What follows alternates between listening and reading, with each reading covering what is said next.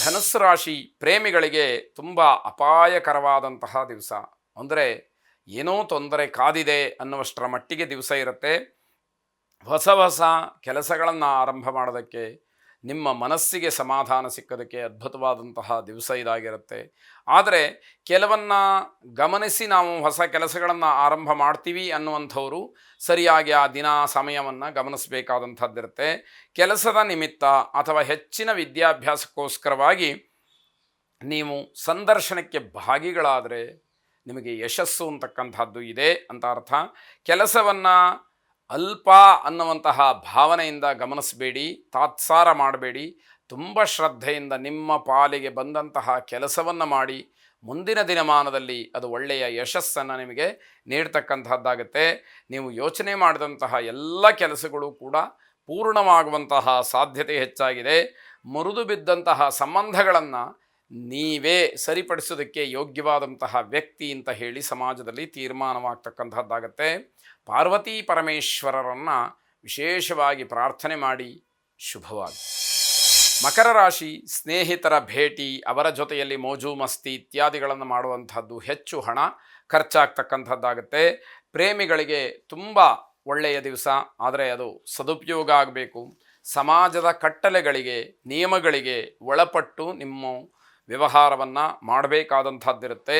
ಮಕ್ಕಳಿಗೆ ವಿದ್ಯಾರ್ಥಿಗಳಿಗೆ ಅಗತ್ಯತೆಯನ್ನು ಪೂರೈಸ್ತಕ್ಕಂತಹ ದಿವಸ ಇದಾಗಿದೆ ಅಂತ ಹೇಳಬೇಕು. ಆರ್ಥಿಕವಾಗಿ ಯಾವುದೇ ರೀತಿ ತೊಂದರೆ ಇಲ್ಲ. ಅವರವರ ಯೋಗ್ಯತಾನುಸಾರವಾದಂತಹ ಒಂದು ಆರ್ಥಿಕ ಅಂದರೆ ಹಣದ ವ್ಯವಸ್ಥೆ ಆಗುವಂಥದ್ದಾಗತ್ತೆ. ಪ್ರಭಾವಿ ವ್ಯಕ್ತಿಗಳ ಭೇಟಿಯಾಗ್ಬೋದು, ಅವರ ಪರಿಚಯ ಆಗ್ಬೋದು, ನಿಮಗೆ ಸಂತೋಷವನ್ನು ಕೊಡುತ್ತೆ. ಮನಸ್ಸಿಗೆ ಏನೋ ಒಂದು ರೀತಿಯ ಎಷ್ಟು ದೊಡ್ಡ ವ್ಯಕ್ತಿಗಳ ಸಂಪರ್ಕ ನನಗಿದೆಯಲ್ಲ ಅನ್ನುವಂತಹ ಸಮಾಧಾನ ಸಿಕ್ಕುವಂಥದ್ದಾಗತ್ತೆ. ಉದ್ಯೋಗಿಗಳಿಗೆ ವ್ಯಾವಹಾರಿಕವಾದಂತಹ ಲಾಭ, ಆದರೆ ಪ್ರಾಮಾಣಿಕವಾಗಿರಬೇಕು. ಅಪ್ರಾಮಾಣಿಕವಾಗಿ ಹಣವನ್ನು ಸಂಪಾದನೆ ಮಾಡುವಂಥದ್ದು ದೊಡ್ಡ ವಿಷಯ ಆಗೋದಿಲ್ಲ. ಪ್ರಾಮಾಣಿಕತೆಯಿಂದ ಹಣವನ್ನು ಸಂಪಾದನೆ ಮಾಡಿದರೆ ಅದು ನಮಗೆ ದಕ್ಕತ್ತೆ ಅನ್ನುವಂಥದ್ದು. ನಿಮ್ಮ ಕರ್ತವ್ಯವನ್ನು ಬಹಳ ನಿಷ್ಠೆಯಿಂದ ಮಾಡುವಂತಹ ಮನಸ್ಥಿತಿ ಇರಬೇಕು. ಎಲ್ಲ ದೃಷ್ಟಿಯಿಂದ ಮಹಾವಿಷ್ಣುವನ್ನು ಆರಾಧನೆ ಮಾಡಿ ಶುಭವಾಗಿ. ಕುಂಭರಾಶಿ ಬೆನ್ನಿನ ಮೂಳೆಗೆ ಏನೋ ಒಂದಷ್ಟು ಸಮಸ್ಯೆ ಆಗತಕ್ಕಂತಹ ಸೂಚನೆಗಳಿದೆ. ಆರೋಗ್ಯದ ಬಗ್ಗೆ ಹೆಚ್ಚಿನ ಗಮನ ಇರಲಿ. ಹಳೆಯ ವಾಹನದಲ್ಲಿ ಪ್ರಯಾಣ ಮಾಡುವಾಗ ತುಂಬ ಎಚ್ಚರಿಕೆ ಇರಲಿ. ವಾಹನಕ್ಕೆ ತೊಂದರೆ, ಜೊತೆಗೆ ನಿಮಗೂ ಕೂಡ ಏನೋ ಆಪತ್ತು ಕಾಡಿದೆ ಅನ್ನುವಂತಹ ಅರ್ಥ. ಈ ದಿವಸ ಉತ್ತಮವಾಗಿದೆ, ದಿವಸ ಚೆನ್ನಾಗಿದೆ ಅಂತ ಹೇಳಿ ಭಾವಿಸಿ ಕಾರ್ಯಪ್ರವೃತ್ತರಾಗಿ ಕಾರ್ಯದಲ್ಲಿ ಯಶಸ್ಸು ನಿಮ್ಮದಾಗತ್ತೆ. ದಿವಸ ಚೆನ್ನಾಗಿದೆಯಪ್ಪ, ಇವತ್ತೆಲ್ಲವೂ ಕೂಡ ನನಗೆ ಜಯವನ್ನು ಕೊಡುತ್ತೆ ಅನ್ನುವಂತಹ ಭಾವನೆ ಮನಸ್ಸಿನಲ್ಲಿ ಆಂತರಿಕವಾಗಿ ಮೂಡಬೇಕಾದಂತಹದ್ದು. ಹಣ ಗಳಿಸಬೇಕು ಅನ್ನುವಂತಹ ಭರದಲ್ಲಿ ತಪ್ಪು ದಾರಿಯನ್ನು ಹಿಡಿಬಾರ್ದು. ಅದಕ್ಕೆ ಪ್ರಚೋದನೆಗಳು ಹೆಚ್ಚಿರುತ್ತೆ, ಆದರೆ ಗಮನಿಸಬೇಕಾದಂಥವರು ನಾವಾಗಿರ್ತೀವಿ. ನಿಮ್ಮ ಇಚ್ಛೆಯಂತೆ ಕೆಲಸವನ್ನು ಮಾಡಿದರೆ ಯಶಸ್ಸನ್ನು ಹೊಂತೀರಿ.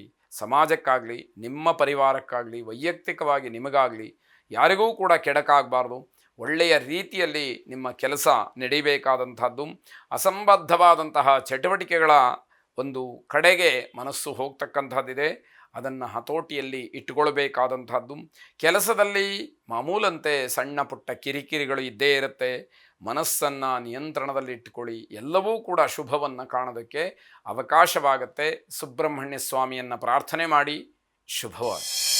ಕೊನೆಯದಾಗಿ ಮೀನರಾಶಿ ಸ್ನೇಹಿತರ ಮನೆಯಲ್ಲಿ ಮಂಗಳ ಕಾರ್ಯಕ್ಕೆ ಭಾಗಿಗಳಾಗ್ತಕ್ಕಂತಹ ಯೋಗ, ಆ ಅವಕಾಶಗಳು ಒದಗಿ ಬರುತ್ತೆ.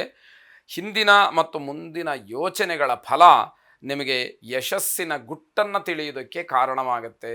ಯಾವ ರೀತಿಯಲ್ಲಿ ನಾನು ಒಂದು ಯಾವುದೋ ಜವಾಬ್ದಾರಿಯನ್ನು ತಗೊಂಡು ಅದರಲ್ಲಿ ನಾನು ಗೆದ್ದೆ, ಅಥವಾ ನನ್ನ ಕರ್ತವ್ಯವನ್ನು ನಾನು ಸರಿಯಾಗಿ ಮಾಡಿದೆ, ಅದರ ಲಾಭ ಏನು, ಮುಂದೆ ಮಾಡ್ತಕ್ಕಂತಹದ್ದು ಯಾವುದಿದೆ, ಇದರ ಒಂದು ಸರಿಯಾದಂತಹ ಆಳ ಅಗಲ ಎಲ್ಲವೂ ಕೂಡ ನಿಮಗೆ ತಿಳಿಯುವಂಥದ್ದು. ಆತ್ಮವಿಶ್ವಾಸವನ್ನು ಹೆಚ್ಚು ಮಾಡ್ತಕ್ಕಂತಹ ದಿವಸವಾಗುತ್ತೆ. ಯಾವುದೇ ಒಂದು ತೀರ್ಮಾನಕ್ಕೆ ಬಂದಾಗ ಅಲ್ಲಿ ಆತ್ಮವಿಶ್ವಾಸ ಬಹಳ ದೊಡ್ಡದಾಗಿ ಕೆಲಸವನ್ನು ಮಾಡಬೇಕಾಗತ್ತೆ. ಅಂದುಕೊಂಡಂತಹ ಕೆಲಸವನ್ನು ಮೇಲ್ದರ್ಜೆಗೆ ಏರಿಸ್ತಕ್ಕಂತಹ ಅಥವಾ ಅದಕ್ಕೆ ಆದ್ಯತೆಯನ್ನು ಕೊಡಬೇಕಾದಂತಹ ಸಮಯ, ಆ ರೀತಿಯಲ್ಲಿ ನಿಮ್ಮ ಪ್ರಯತ್ನಗಳು ಇರಲಿ ಅಂತ ಅರ್ಥ. ಮನೆಯಲ್ಲಿ ಸಂತೃಪ್ತಿಯ ವಾತಾವರಣ, ಎಲ್ಲವೂ ಕೂಡ ಭಗವಂತನಿಂದ ದೊರಕಿದ್ದು ಅನ್ನುವಂತಹ ಭಾವನೆಯಲ್ಲಿ ಜೀವಿಸಿ ಎಲ್ಲ ಸಂದರ್ಭದಲ್ಲೂ ಕೂಡ ನಗುವನ್ನು, ಸಂತೋಷವನ್ನು ಕಾಣ್ತೀರಿ ಅಂತಕ್ಕಂಥದ್ದು. ಗಣಪತಿಯನ್ನು ವಿಶೇಷವಾಗಿ ಪ್ರಾರ್ಥನೆ ಮಾಡಿ ಶುಭವಾಗಿ.